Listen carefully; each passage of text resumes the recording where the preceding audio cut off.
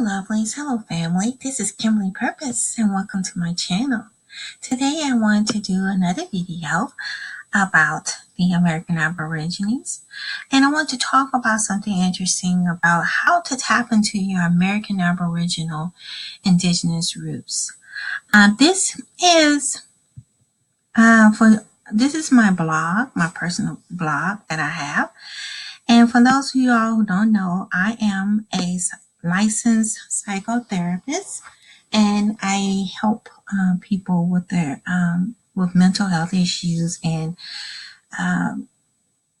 learning to find themselves and how to heal from past hurts and past pain and how to move forward in their life. And this pretty much is what I do for a living. But I think too, a lot of the problems that we have as Indigenous people here in the Americas, that we don't not have a sense of identity. We lost our identity due to a lot of the atrocities that our ancestors faced in the past, ranging from stolen lands, stripped of identity, being thrown into the slave trade, the Jim Crow laws that were passed, the slave codes, black codes, all the laws that were passed that were totally against us. All these atrocities, pain, paper genocide is what led to the erasure of who we are. And since we lost our identity and the essence of who we are, we lost the connection to our Indigenous heritage and roots. And that's why I think that is pretty much a deep-rooted problem that we're still facing to this very day. More than 400, 500 years worth of this going on. And a lot of times as Indigenous people, we do not look at our mental issues or look at the issues that we're facing from within, which is both psychological and spiritual. And we tend to put that aside because we're so busy focusing on the physical and surviving and trying to make ends meet, especially since, our particular ethnic group is pretty much at the bottom of the wealth. And there's a deep-rooted wealth gap between the American Aboriginals and the Greys in this particular country. But I feel like, me personally, that tapping into your heritage and learning, doing more research, understanding who you are is very important. And I created a simple list. I'm going to go into details. I'll probably write an article and expand this list to go more into detail, but I was sort of in a rush. I had to go see clients the other day, and I haven't had a chance to write articles, and plus been writing therapy notes. So I haven't had a chance to do any writing. But I wanted to expand this list and go into more detail. But I'll do a video instead to try to explain what I mean by tapping into your Indigenous roots. And I feel like it's very important. I saw this artwork, these are some of the paintings that were found throughout Europe and all over the world that we didn't get a chance to see for so long. It has been blocked. We were not allowed to see this, especially it's definitely not taught in the classroom about our Indigenous heritage. But I thought this is neat artwork. Some of the artworks that's found in Europe that's in these cathedrals, such as in Germany, for instance. And this is the statue that I was not statues, but figurines and stuff that they have. And this is an ancient clock. I'm not sure of the date, but these are the things we see all over Europe that we don't get a chance to see. And if they are here in the Americas, it's hidden from us because they don't want our true identity to be shown. But it's important that we do know, because it's key to us healing and moving forward as Indigenous people. And I think too, and once we heal from within, we're able to accomplish and make a lot of changes, necessary steps to bring about change for ourselves and also our future generation. But I want to share another book with you all. I think I shared it before in another video. This is a good book to get started on. It's called Sacred Practices for Everyday Life, Kindling the Native Spirit. This is written by Denise Lynn. She's considered to be, she's part of Cherokee Nation, and all of us know the Cherokee Nation has been infiltrated pretty much, especially when they did the paper genocides from, I believe it was the late 1800s to the early 1900s. And I've done some videos on that. Y'all might want to check it out about the paper genocides. I think I called it the reclassification of races in America for American Aboriginals. Y'all can check that out. I think I shot that video about those videos. I think I done like 3 series on it. And I think I did that back in a year or two ago. But y'all can check it out. And but this book is quite interesting. A lot of the stuff, some of the stuff we still do as Indigenous Aborigines, aka African Americans, because it's a misnomer calling us African Americans when we are the true Indigenous Paleo Indians here in the Americas. But Denise Lear, and she considers herself to be Native American. She had a picture of her grandmother in the book. I thought it was quite interesting. Her grandmother had locks in her hair. She looks very extremely pale, and she was born in, I believe, in the 1950s or 60s or something like that. I think it was 1950s, and so it will put her grandmother around the same time period when they were stealing Indian lands and allowing the $5 Indians to take the identities of the Negro Indians that were originally on there. And that's what my grandmother told me. She mentioned that they took a lot of the Negro Indians off the registry and replaced them with the Greys. And a lot of these Indians to this day are very pale, and they're more European and Caucasian than anything. And it's not right that most of them are not Indians at all. They claim they are, but it goes back almost 10 generations. And really, when you have to go that far back, you're no longer an Indian, you're Caucasian. Maybe even 5 generations, it's still too far back. It needs to be within the first or second generation to be considered, I think. And really, second generation and more is still pushing it as far as being Indigenous. So it's quite questionable by a lot of people who are in these Cherokee nations as to whether or not they're the true Indigenous people.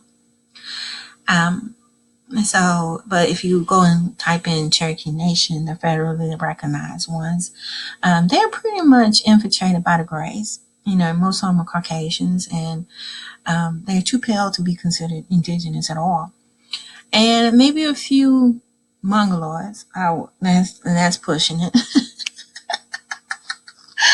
And then all the rest of them are Caucasians, pretty much, and mixed half-breeds, pretty much. And so, and the true originals, which is us, are nowhere to be found because we were pushed off. And that was what the paper genocide was, is to steal our identity and our lineage and our heritage and our rights to this land. So that's pretty much what it is in a nutshell. But her grandmother was wearing some locks in this book, which I thought was interesting, which is part of our heritage. She was very pale. I question whether or not she was a full blood. She's definitely not Aboriginal. Very pale skin, almost looking more European than anything. But a lot of them on these federally recognized fake tribes are not the original people here when the colonizers came. But anyway, a lot of the stuff that they infiltrated and took from the original people. They written a lot of books on us. We might have to go back and trace back some of the stuff. A lot of this came from the originals anyway, so it's good to have read into it and read back to some of the information. Some stuff we are already doing now.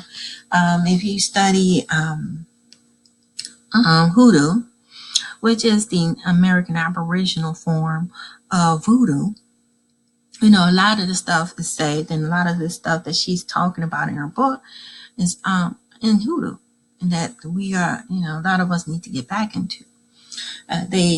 I did another video on that as well about hoodoo and how it's been, Caucasians try to put themselves as being creators of hoodoo, which they had nothing to do with. The medicine was pretty much taken from the natives, and medicine was also an Aboriginal thing as well, which they exclude us out of a lot of time. But hoodoo, in a sense, is pretty much ours, and we need to hold on to it. But, and pretty much medicine was stolen from, all the natives and used as American. And a lot of people try to say that Caucasians created that, but I'm not going to go into that. That video has a whole nother video, but pretty much, a lot of the practices that the indigenous people, you can read up on.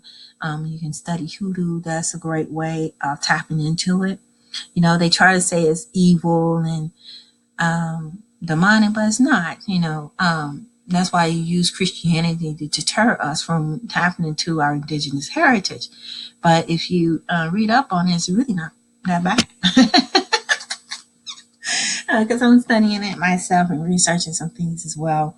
And plus, they have some neat ways of healing and everything. But let's get into this, you all. I love to talk. But anyway, I was looking at here. The first thing on this list of tapping into your indigenous roots to remember who you are and your ancestors. And I think a lot of us are starting to do that, especially those of us who have had grandparents or great grandparents that told us that we are indigenous and told us exactly which tribe.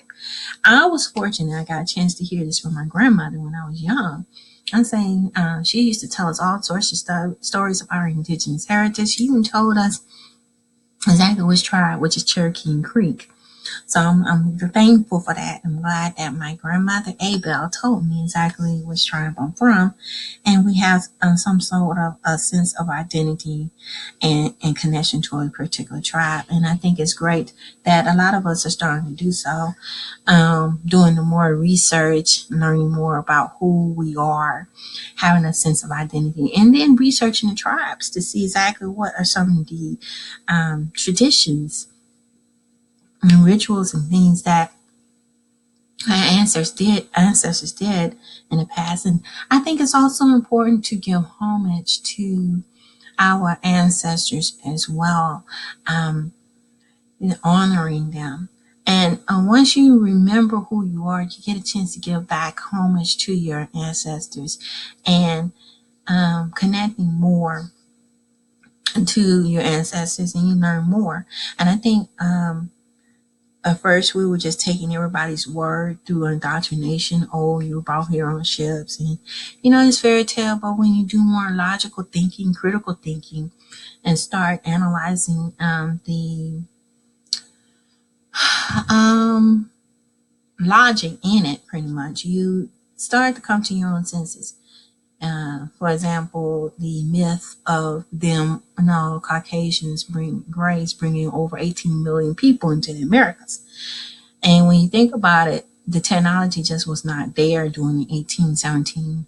No, I say the 15, 16, 1700s, even up to the 1800s, to bring over that massive volume of people over into the Americas like they claim they did from Africa. It just didn't happen. You didn't have no technology to engines. You didn't have technologies to fly.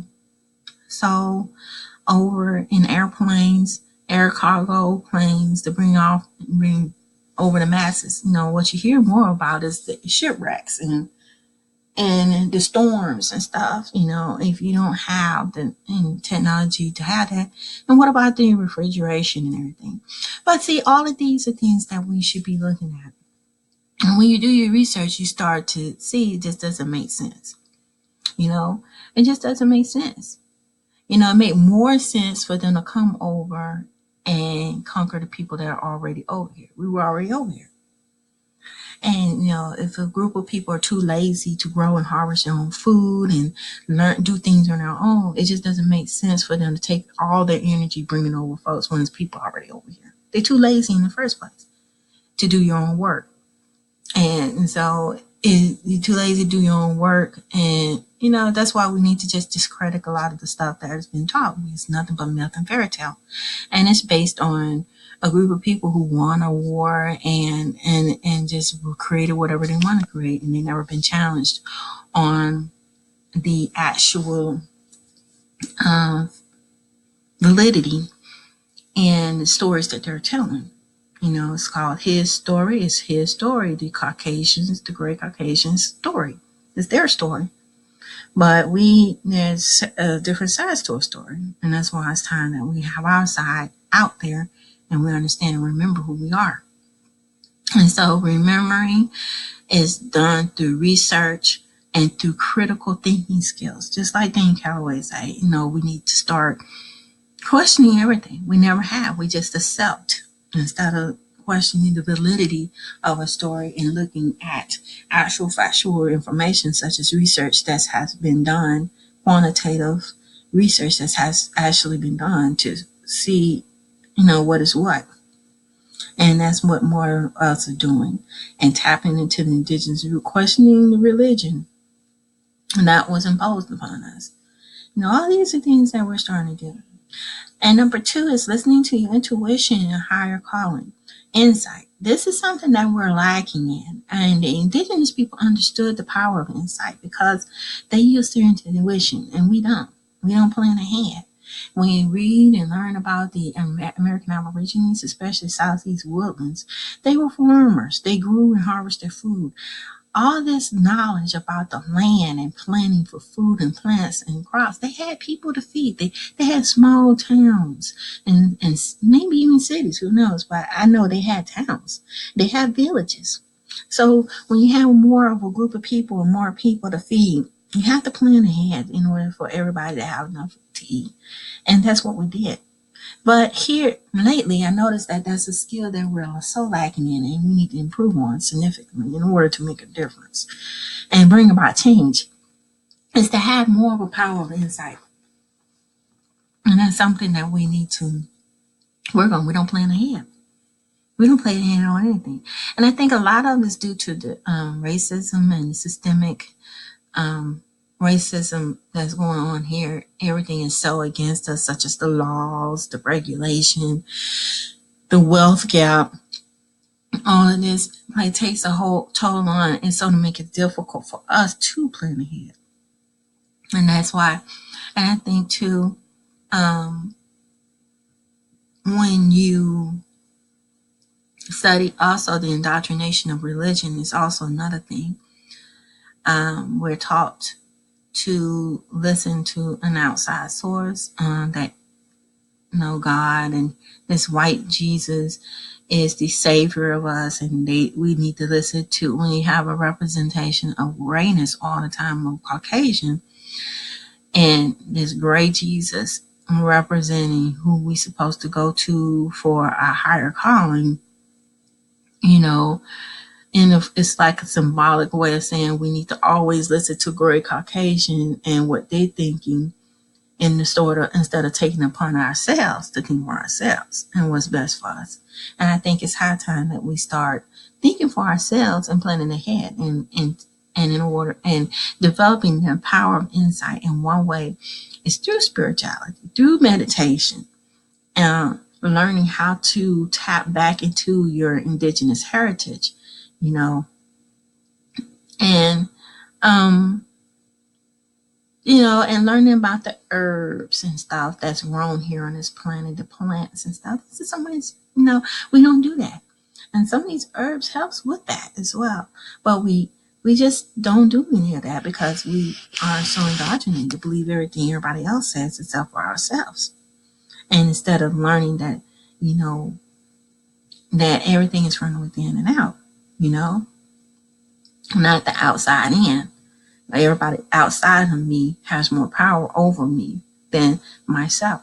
No, I have more power over what goes out into, you know, to this world. I have the power to change things.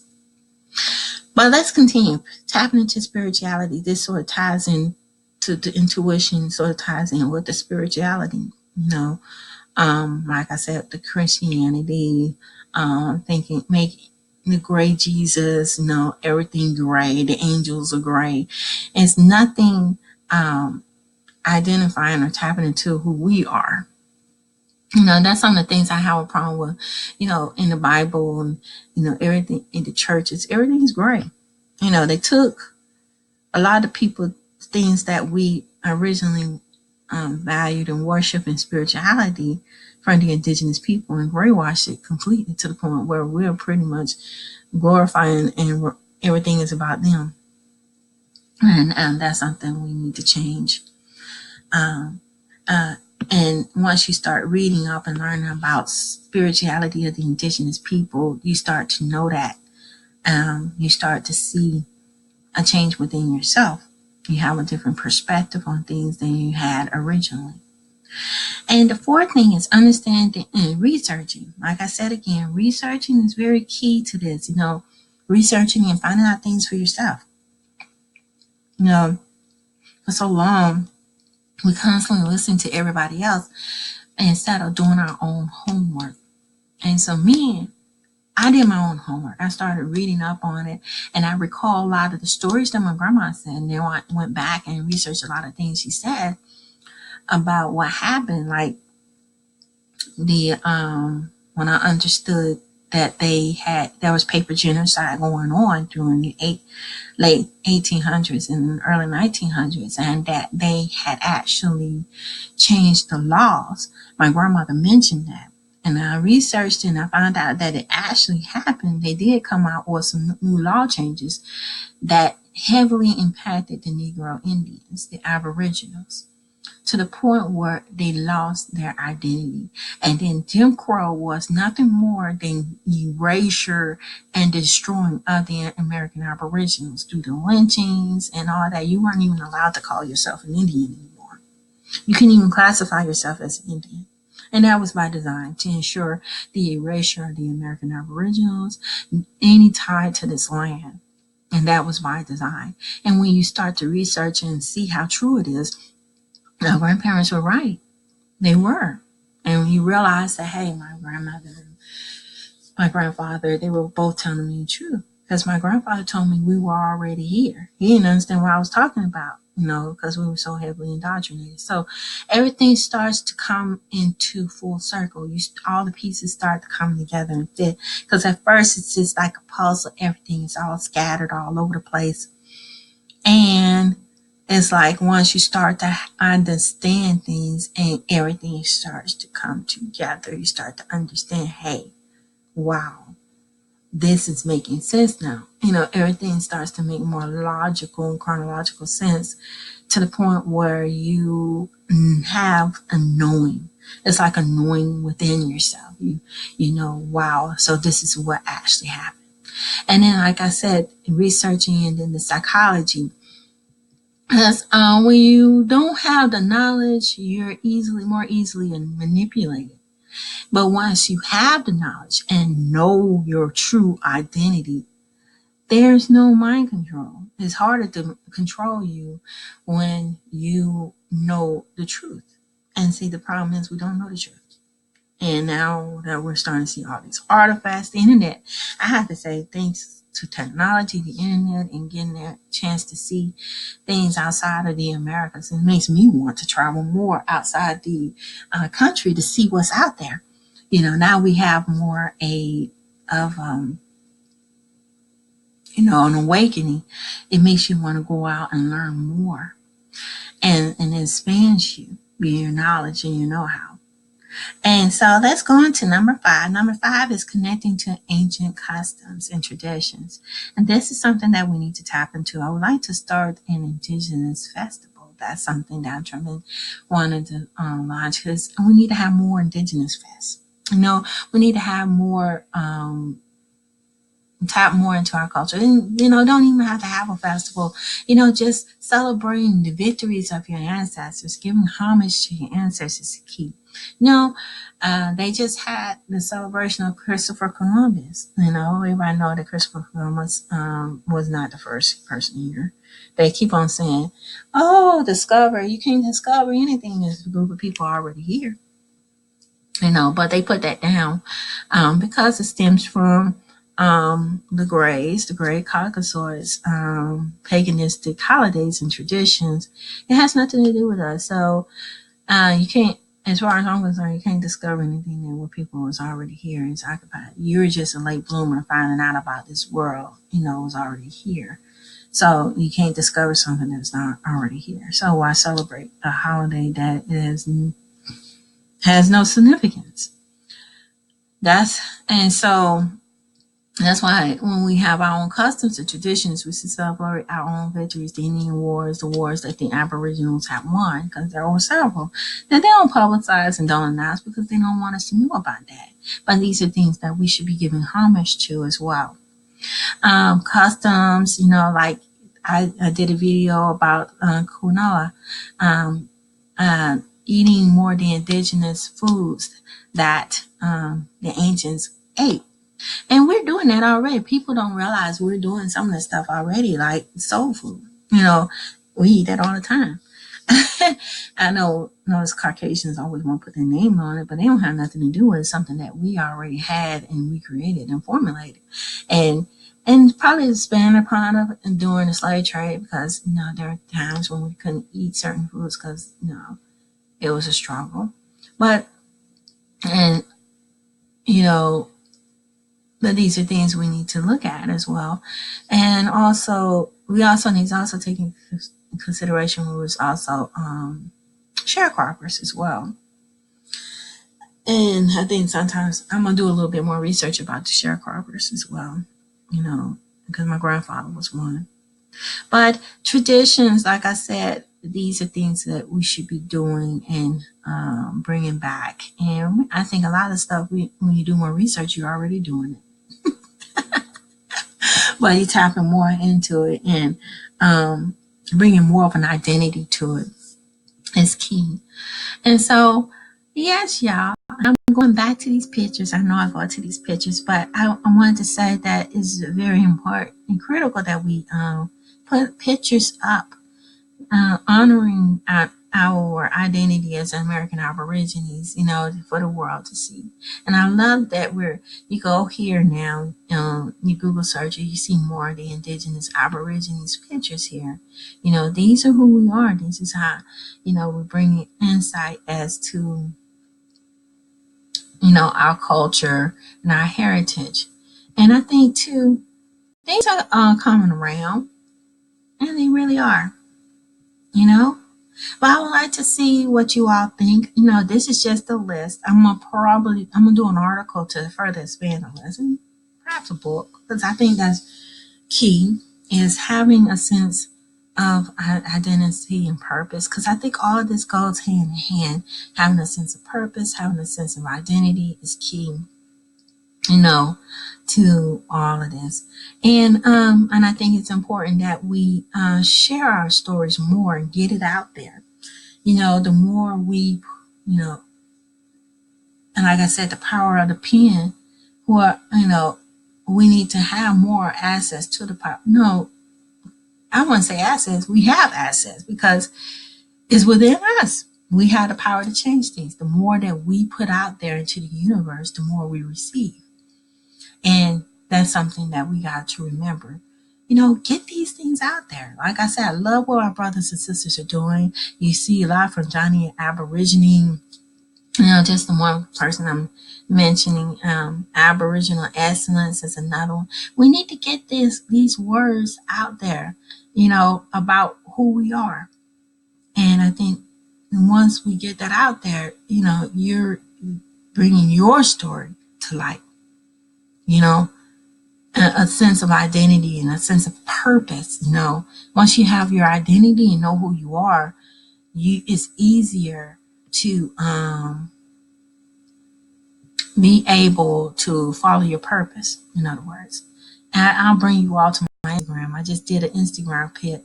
If y'all don't have me on your Instagram, please add me. I'm Kimberly Purpoz, and that's Purpoz. I'm right here.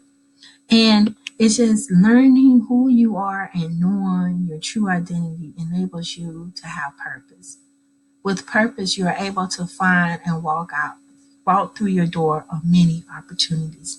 And that's true. You have more opportunities. You are more aware, more insight, and you can see more. And the other thing I also forgot to mention, I want to make sure you all understand too that spirituality is connecting to the earth, grounding yourself. We don't get a chance to do that very often. A lot of us live in cities now, and we need. I know our ancestors used to farm and everything. They used to be out with nature and used to ground themselves to the earth, and that's something we don't do.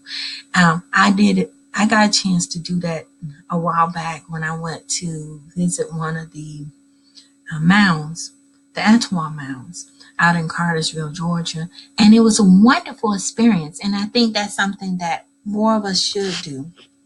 You know, connect more to nature and ground ourselves. Um, and that's what we need to be. We need to have our own lands and get back to that. Working together as a collective, we gotten away for that. We need to teach and learn how to do that because this nation, based on Caucasians' train of thought, is so individualistic. And I think we need to get back to learning how to work together as a collective, as a tribe. And really, we were so split up among the tribes.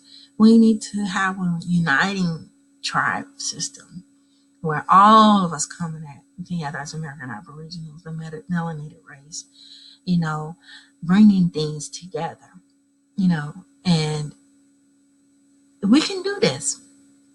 We just got to believe in speaking into the universe and take action at the same time. Speaking is good, but you also got to, bring it to action and formulate it. But I can go on and on about this topic. I just wanted to share this video. I had recorded this earlier, this video on this topic, but it didn't record for some reason. Hopefully this one works this time because it's, hopefully this time it works. Fingers crossed. But I would love to see what you all think. My chakra necklaces are available on Facebook. I'm going to try to remember to put that link up there. But I do have chakra necklaces. And I'll probably do another video explaining the chakras as well, because that's something important. We need to learn how to balance our chakras and energy sources, but that's a whole other video. But please thumbs up this video and don't forget to subscribe and hit that notification bell. And until next time, family, love and peace. Bye-bye.